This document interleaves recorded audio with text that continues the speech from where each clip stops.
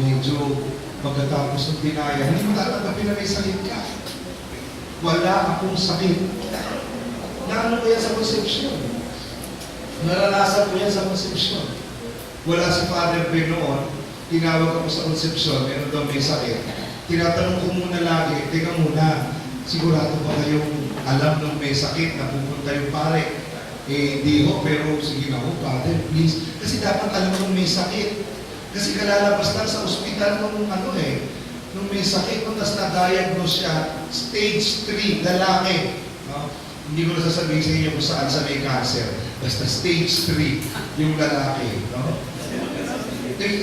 Sus mo sa executive Executive, sabihin mo executive.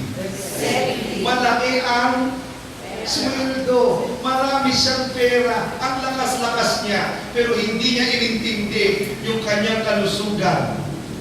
Alam niyo, nag-denial siya. Wala akong sakit. Hanggang isang araw, talagang sumasakit na, dinala na siya sa ospital. Stage 3. Tapos ayaw pa uwi niya sa bahay, alam niya na may sakit siya, tapos na ang kanyang denial. Next is anger. Ganito sa lahat. Wala. Kaya ako nagkasakit ng ganito. Sabi niya, dahil yung asawa ko, ano pinakakain sa akin. Sinisi na yung asawa niya. Kaya ako nagkasakit ng ganito. Dahil yung mga anak ko, ang nakasaras magpatugtog, hindi ako makatulog, puyat ka na nga. Lahat ho, sisisihin niya. Anger.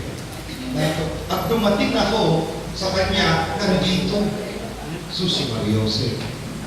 Nandito. Binato ako. Pagpasok ko sa kwarto, sabi sa akin, pare ka ba? May nakasutahan na ako. Sabi ko, obvious ba? Itong tanda ko ito, hindi naman ako seminarista. Hindi naman ako din sa Kristan. Susukan ko na siya. Alam niyo, nagalit, binato ko ng tubig, buti na lang plastic yung baso.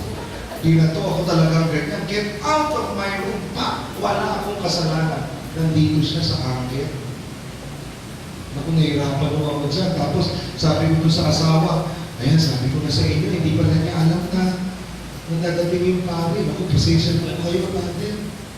Pasensya na, umiyak yung asawa. No? Hindi niya alam gagawin niya kasi talagang devoted Catholic yung asawa. Tas napahiya sa akin, binato ko ng baso. Nabasa yung sutana ko. Sabi, Father, ano bang pwede kong gawin? Nakakayan. Ay, nakita mo yung isa yung Mother, red ribbon.